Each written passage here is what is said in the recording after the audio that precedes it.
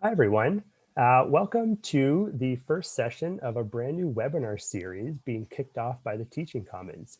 So this is the 12 days of assessment, which will focus all about different types of alternative assessments that you may wish to employ during your teaching. So my name is Brian Nairn, and I'm an educational developer at the Teaching Commons. I'm joined by my colleague Ilyana Elkouri, who's the mastermind behind the resources of this webinar. And so today we're just going to take you through a little bit about the resource that Ilyana has developed and where this webinar series will be headed in the upcoming weeks. So before we start, we would like to begin with a land acknowledgement. So we recognize that many Indigenous nations have long-standing relationships with the territories upon which York University campuses are located that precede the establishment of York University. York University acknowledges its presence on the traditional territory of many Indigenous nations.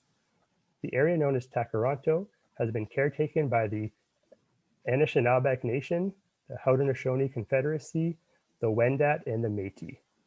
It is now home to many Indigenous peoples.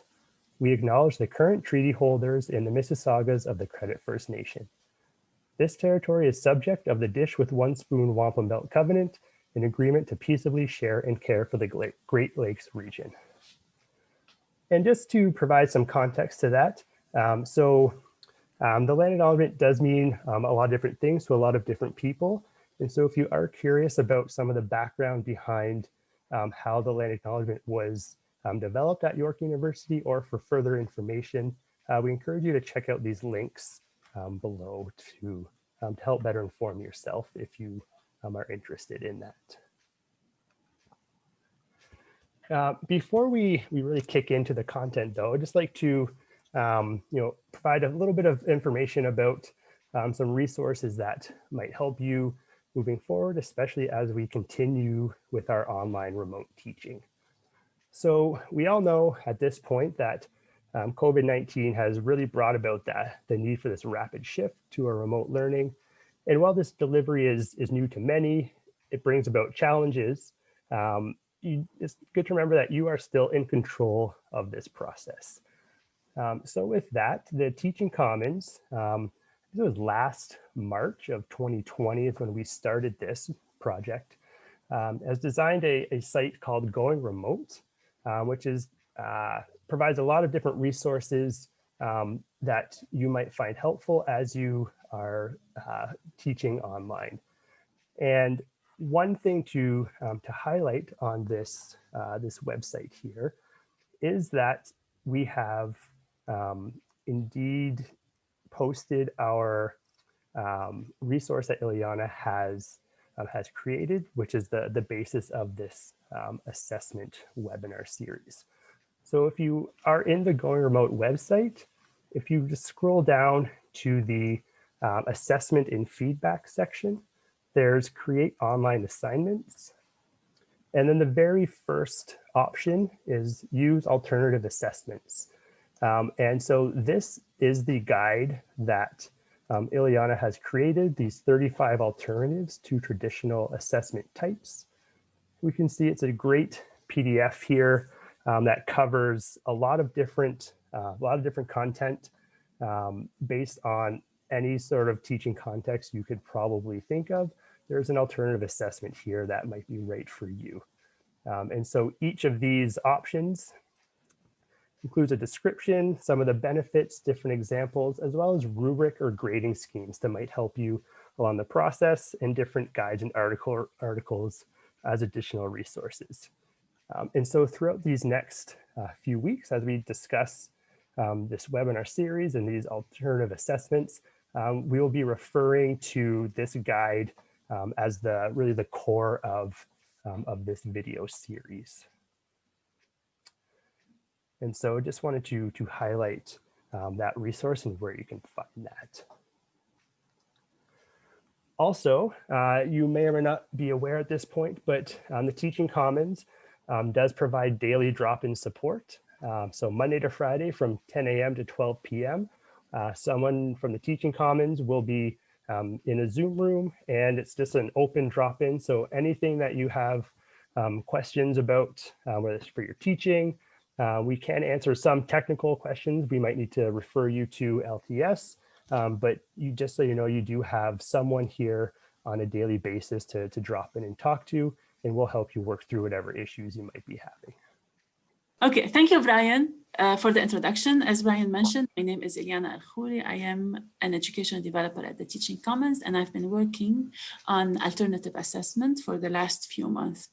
So we thought that the first webinar, we could use it for introduction. So we're going to talk about a definition of alternative assessment and compare them between traditional and alternative assessments, and then add some characteristics that make them authentic.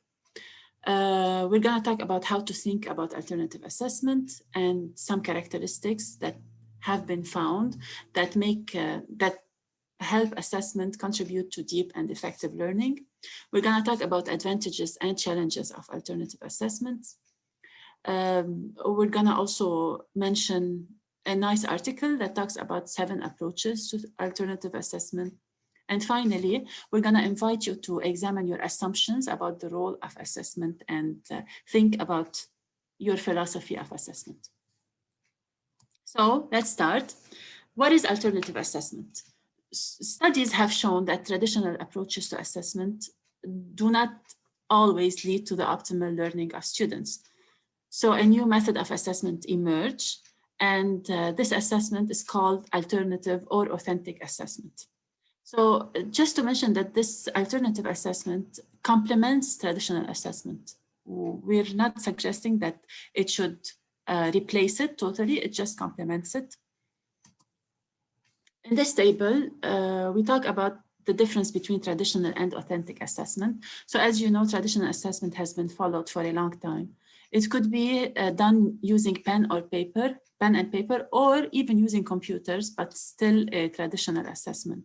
It's usually in the form of multiple choice, true and false, or matching items, and it addresses the lower level of Bloom taxonomy. So whenever you want your students to know facts or numbers, or definitions, this is, you use traditional assessment. For the authentic assessments or alternative assessment, it's usually practical and experimental. It has several tasks in it and requires the students to go beyond memorization into analytical and reasoning. It usually includes project work and real-world applications and addresses the higher level of Bloom taxonomies. So from Ryerson University, they made an interesting table that compares traditional assessment, alternative assessment, and what makes that alternative assessment authentic. Some of the things are that students are able to think through why they made their decisions. It's like including reflections. Also, tasks will be judged. The tasks should be known ahead of time, and the rubrics should be given to students at the beginning of the course. The tasks are similar to real life practice. There are multi-steps and multi-facets to the tasks that the students are asked to do. As always, the assessment is meaningful and there's feedback that is timely. And as I mentioned before, it's designed to give practical experience and improve the performance of students. Brian, did you have anything to add before I move to the next slide?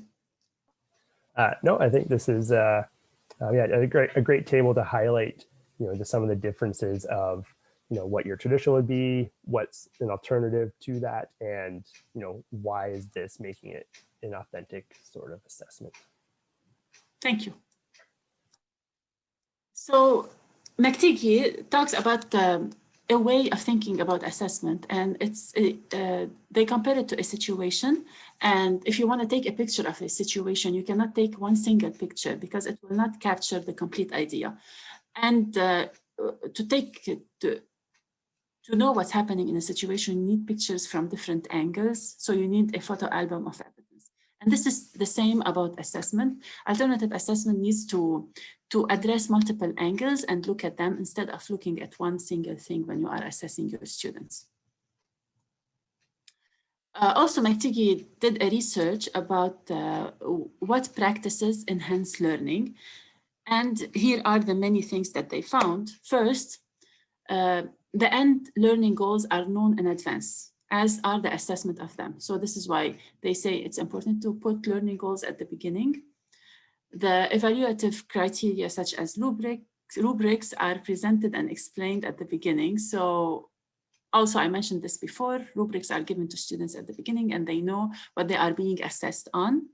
There are models of excellence that are provided to the students and show a clear picture of what is required.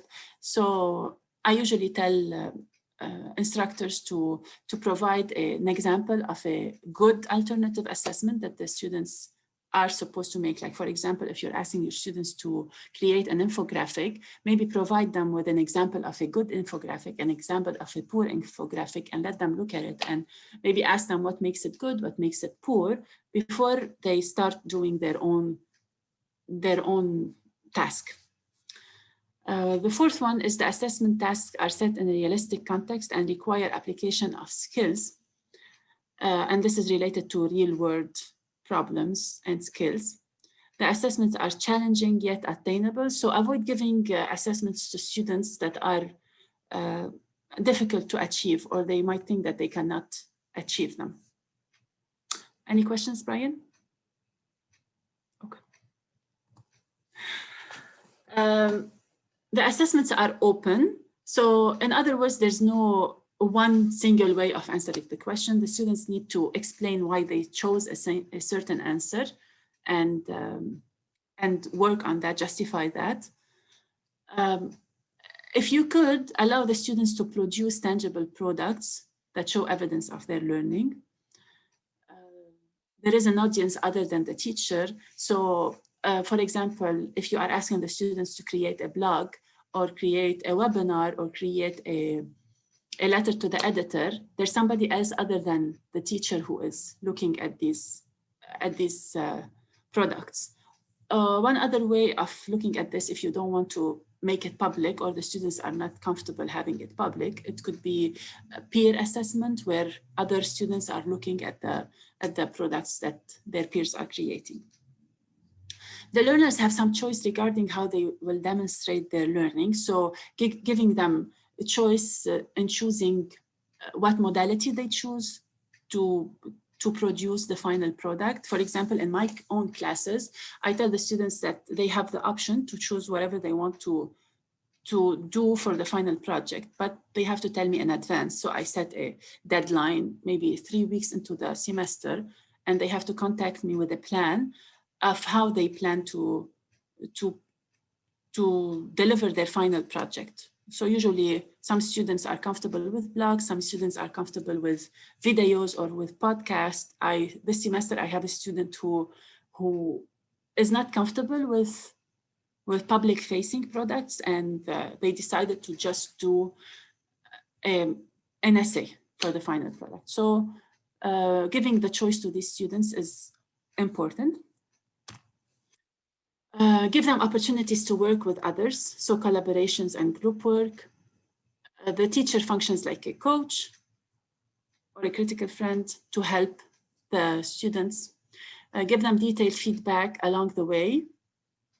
And this also goes back to having multiple stages. So at every stage, the students are receiving feedback and they can use it to work toward the next stage. Learners have the opportunity to practice, refine, or redo after feedback is given. I know this is sometimes not possible in large classrooms, but when possible, this allows for deeper learning, to allow the students to take the feedback and practice and redo what they have missed before. And finally, learners are encouraged to self-assess, reflect on their learning, and set future goals. Brian, any questions? No, this is a great way just to to reiterate a learning by doing approach, which tends to be make it that more authentic, real world. How can this actually be applied to the teaching context? And I think it's important to point out that not every course or every class you teach is going to be necessarily as suited to dive into too many of these alternative assessments. And so, as Ileana mentioned, this is not to say throw out everything you've been doing, but just to think about maybe other ways, give it smaller stakes along the way. Just to get your students to think about the content through a different lens. But that's not to say there isn't a time and a place for some of those traditional assessments. But it just depends on your teaching context, what the capacity you have with TAs in the course itself. So just kind of keeping that, it's these aren't hard and fast rules. They're very just suggestions as other ways to approach assessment that might just be kind of new and exciting for both you and the students. Thank you, Brian. This is a very important point. Like when you see this long list, it doesn't mean that you have to take all these points and apply them. You might find whatever you are comfortable with to start or to do, or whatever you think is applicable to your classroom, because you know your classroom better. Okay, so in the research, we found that there are many advantages to the learners when you are using alternative assessment. So learners were more motivated, and they were more engaged, and they were more creative when they were doing alternative assessments. It also fosters collaboration. So students learned how to work in groups and how to solve any issues that might come up. It also allowed for more flexibility, so students were able to choose what works for them in terms of assessment. Unlike when you are using sometimes a traditional assessment, there's no room for a lot of flexibility. It also encourages student autonomy. As I mentioned before, it helps students reflect, and it gives them feedback at multiple stages. So when they apply this feedback and they reflect on it, they become more autonomous. It helps engage students in critical thinking, also because it addresses the lower level of Bloom's taxonomy. So students are engaged in more critical thinking, and provides students with accurate descriptive feedback.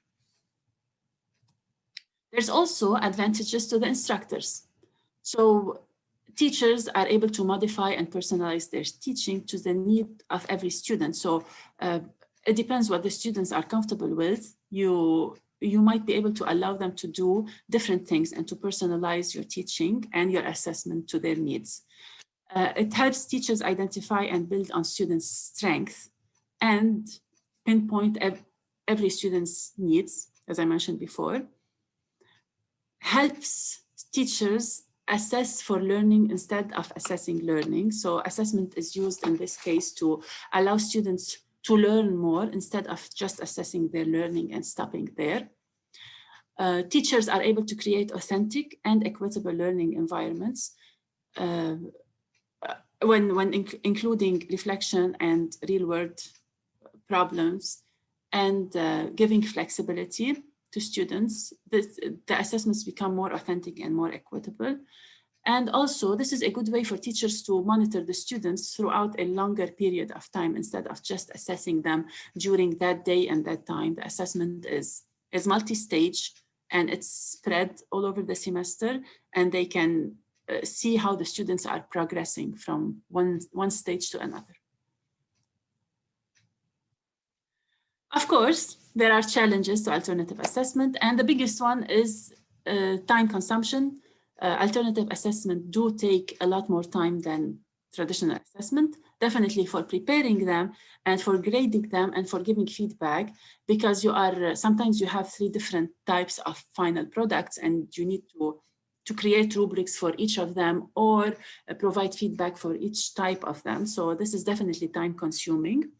And also, it may lead to misunderstanding and unfairness because the products that you are receiving are subjective, and they're not compared to numbers or certain criteria. So some students might find it unfair, the grading, or they find that the instructor sometimes misunderstands what they were aiming at. But one way to work on this is having the multi-stage and the feedback. So any misunderstanding or any unfairness could be addressed at the beginning and talked through feedback. Brian? If anyone is interested in reading more about the literature, feel free to check out our suggested reading section on the assessment website. Thank you. So Denise Pope wrote an article about the 7 approaches to alternative assessment. And the article addresses how to use multiple assessment. So the first suggestion is use multiple forms of assessment. So instead of just having one, maybe having multiple forms. Consider eliminating, when possible, midterms and or final exams. Allow students to self-assess and engage in peer assessment and revision when possible. Of course, this is, like you notice, there's always this when possible, because it's not always possible to do all these things or one of these things. And revise late work and zero policies. It depends on the students that you have in your class and how feasible that is, but this is an approach to alternative assessments. 5, allow students to do test corrections to show they understand their mistakes. This is something that I personally do in my class. Whenever my students submit their assignments or assessments, I give them feedback and I give them 24 to 48 hours to resubmit.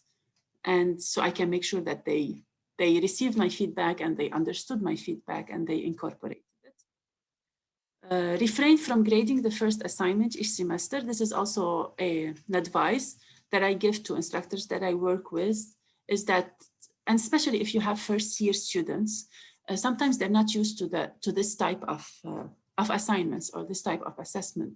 And they might not know how to write a forum post, or they might not know how to make a video or what to put in a podcast or make an infographic. So I suggest that make the first assignment non-graded. So they just do it and they receive feedback on that.